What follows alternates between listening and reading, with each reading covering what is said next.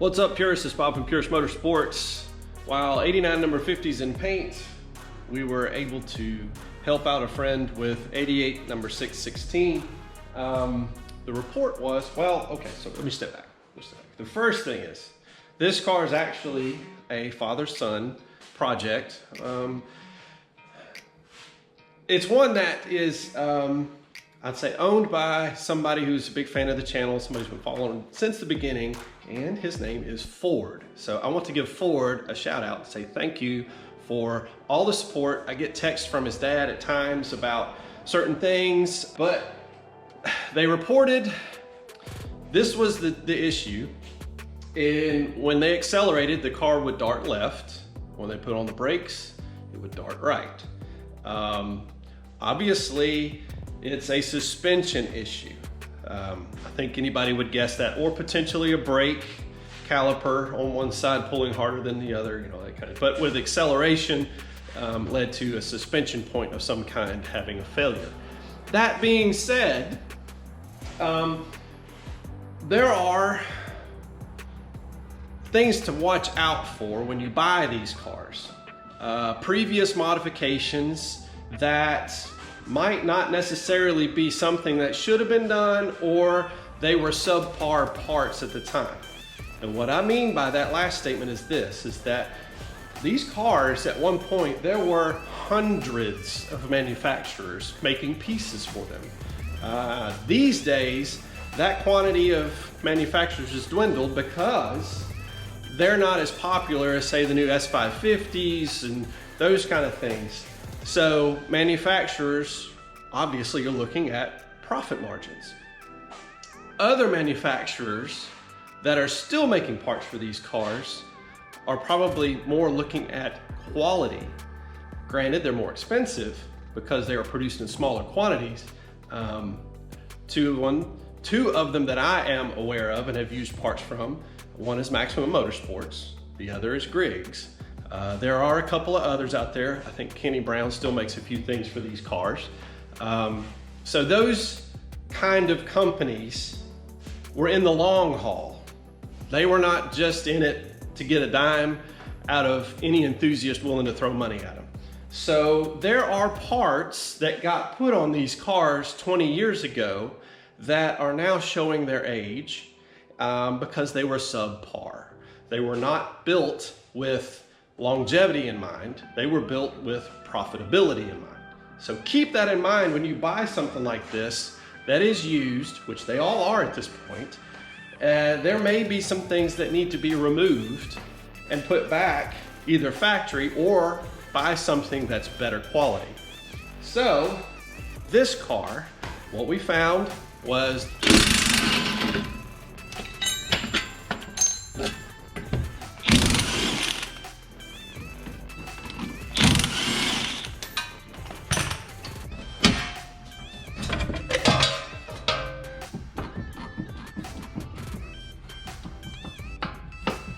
the rear control arms were coming apart. The bushings were failed, really bad actually. And you can see in the video here that the bushing, one bushing had completely failed. The sleeve was actually moving probably, I would guess, under load at least an inch, which means the axle was moving, and that's what the owners were experiencing.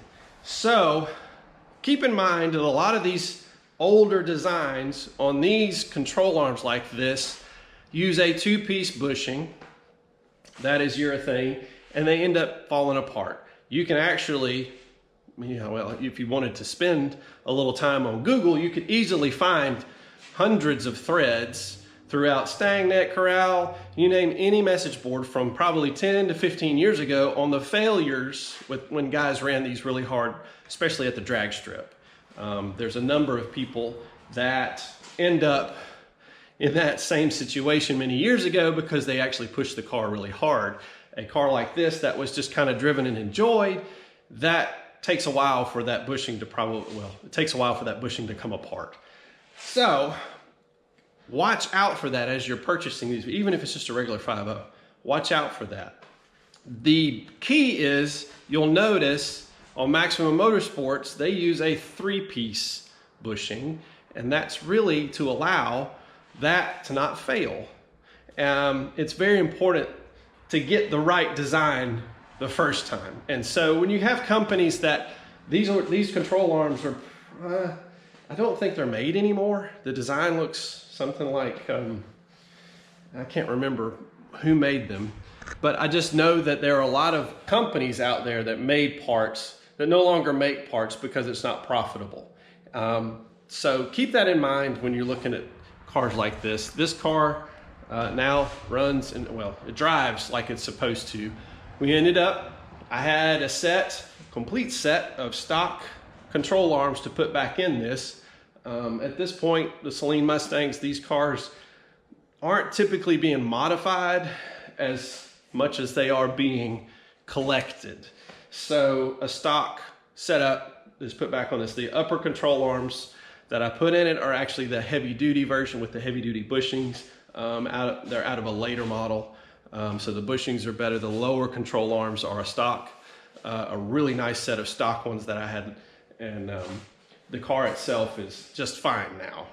The other thing that I really got concerned about, and this is another thing to look at when you're buying a car like this, or when you're going through and doing a restoration on a car, or if you're fixing a problem on your own personal car, the rear hardware on all of the attaching points with these control arms had 8.8 grade bolts. That concerned me because the factory hardware is grade 10.9. That's significant as far as strength. There's a bit of difference there, especially with suspension bolts. So I actually had a set of upper control arm bolts and then ended up having to buy brand new hardware because, well, just it's what I had to do at the time to get this car done. You can go on eBay and buy factory bolts that have been removed from a car. I struggle with that thought because you don't know what car it came out of and whether or not that was stressed from an accident. So either way, to me, it's something that you got to be careful. I do know that putting 8.8 hardware back into this was something I could not do. I had to put the factory grade bolts back in it. They are not factory bolts, but they are 10.9 and they are identical in shape to the factory bolts. So that is something to watch out too, is that there could be other things throughout the cars that don't meet the factory spec, and they really need to be from an engineering standpoint. Something to add that is a little tip on removing the rear springs in these cars. You can actually remove the sway bar on both sides, and if you get the rear end where it's loose, and by that I mean you need to remove the shocks and remove the sway bar on both sides. It actually allows the axle to tilt like this, and that actually gives you room. With lowered springs, the factory springs are a little more cumbersome to remove because they're taller, but like with Saleen springs or lowering springs, you can get those out by tilting the axle, and it actually almost falls out. So it's just a little tip. Figured I would pass along, because a lot of people actually are getting to where they're having to remove things for these cars, and well, that's just way easier. You just remove both sides. Actually, if it's possible, you may be able to remove the sway bar on one side, but you definitely have to disconnect the shocks. Watch out for the brake line, the soft brake line, because the axle can actually dip down so far that it might actually pull it away. So with the age of these cars, keep an eye on that. But once that's loose, the axle tilts this way and you can drop a spring out. So just a little tip for you when you're working on it, FYI. So this car is actually one of the nicer cars with this color, because the color is one that fades really easy in the sun. It's kind of, apologize for it not being perfectly clean. You may see a water spot or two on it when we were bringing it up to the shop.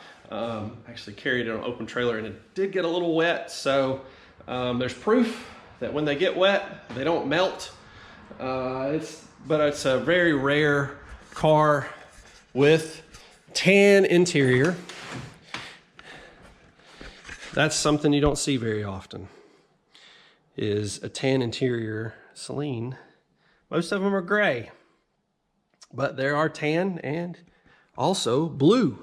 Don't be surprised if you see a blue one. Yes, as you can see, it is a father-son project. They're working on getting some things done. I'm not taking control of any of that. That's for them to share. The suspension was just a little bit more than they wanted to handle on their own. And so they allowed me to graciously work on this. I'm very thankful for that. So really appreciate Jay and Ford letting me do this. But the car is really, really well taken care of and in good hands. I know that for sure. They've got a few other cars. I know there's an SSC and maybe even a SAC car as far as Foxes go and what they have. But anyways, I hope that helps for you guys watching. There's some information for you to at least absorb from this, to think about. Let's look at the car in a little more detail when you're buying something, especially when there have been aftermarket parts put on it. I think that's why you'll find the values on stock cars that have not been messed with go up, because the confidence is that it's at least factory, and there's a standard there. In a personal garage, depending on who did the work, there's multiple standards throughout that. So anyhow, it's worth mentioning, and hopefully it puts you in a mindset that when you're looking at something or trying to buy something, or troubleshooting, even if it's an aftermarket part, it could definitely fail, just like these control arms did. So one arm was completely gone, the other one was about to go, and the uppers were starting to show signs of failure as well. But anyways, that's 88 number 616. Thank you so much for watching, and as always, whether you're driving them or restoring them, always enjoy them. Peace.